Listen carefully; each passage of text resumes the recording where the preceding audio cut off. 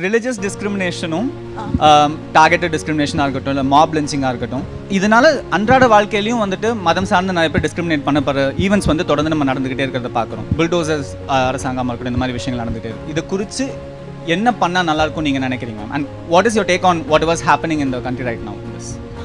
Religion is a very personal thing. I don't think we have a right to impose our beliefs on anybody. அதை தாண்டி வந்து ஒரு காலகட்டத்தில் வந்து இந்த சொசைட்டியில் எடுத்துக்கிட்டிங்கன்னா பீப்புள் were not stupid. அந்த அண்டர்ஸ்டாண்டிங், அந்த ரெண்டு பேரும் ஒன்றா ட்ராவல் பண்ணணும் அப்படிங்கிறது வந்து அந்த புரிதல் வந்து தொடர்ந்து இருந்தது. ஆனால் இன்னைக்கு வந்து அவங்க வேற நாங்கள் வேற அப்படிங்கிற ஒரு சூழலை உருவாக்கி இந்த வெறுப்பு அரசியல், மத ரீதியான வெறுப்பு அப்படிங்கிறது வந்து வர ஆரம்பிச்சிருச்சு. ஒரு காலத்தில் பெரியார் போல வந்து பகுத்தறிவு பேசினவங்களுக்கான ஸ்பேஸே இன்னைக்கு இல்லை. ஒரு மாற்று கருத்து, ஒரு டயலாகு, இதுக்கான இடமே இன்னைக்கு இல்லாமல் போயிடுச்சு.